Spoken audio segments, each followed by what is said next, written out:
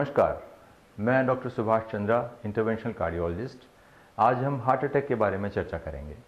Heart यानी कि हमारा हृदय अपनी फंक्शनिंग के लिए कॉरोनरी आर्टरीज पे निर्भर करता है और हार्ट अटैक यानी कि हृदय का दौरा या दिल का दौरा इन धमनियों के अंदर रुकावट यानी क्लॉट के जमने से होता है।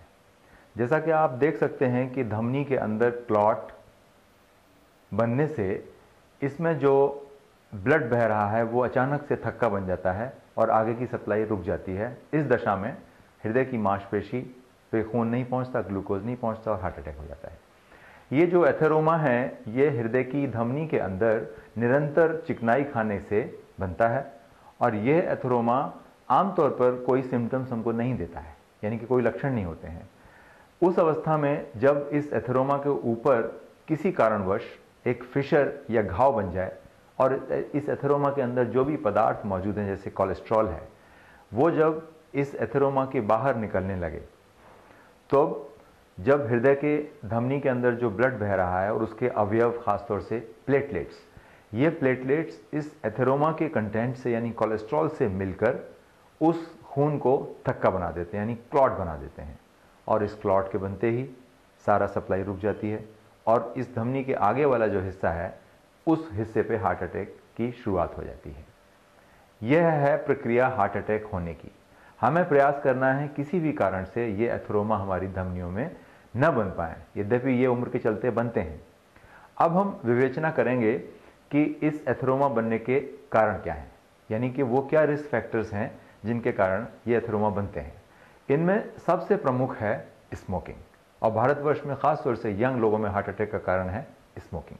नंबर 2 पे फैमिली हिस्ट्री, अगर आपके माता पिता को है तो आपको सतर्क रहना है। नंबर 3 पे हाई ब्लड प्रेशर हमेशा काबू में रखें। कोलेस्ट्रॉल की जांच नियम से कराएं, कभी बढ़ना नहीं चाहिए। एक्सरसाइज रेगुलरली करें और अगर आप डायबिटिक हैं तो इसे कंट्रोल में रखें।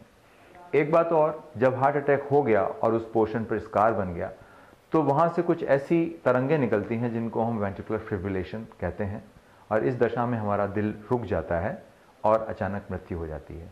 तो हार्ट अटैक का सबसे प्रमुख कारण मृत्यु का वेंट्रिकुलर फिब्रिलेशन है। जब भी आपको हार्ट अटैक हो सबसे पहला काम करें कि एम्बुलेंस को बुलाएं या अस्पताल से संपर्क करें और जितनी देर में एम्बुलेंस पहुंचती है उस दौरान सॉर्बिट्रेट की गोली या GTN स्प्रे अपनी जीभ के नीचे लगाएं। घर में अगर एस्पिरिन की गोली मौजूद है तो 1 गिलास पानी में घोलकर एस्पिरिन की गोली पी लें, इससे आप काफ़ी हद तक बच सकते हैं। तीसरी बात, जब हार्ट अटैक हो गया और मसल डैमेज हो गई तो ये अंत नहीं है।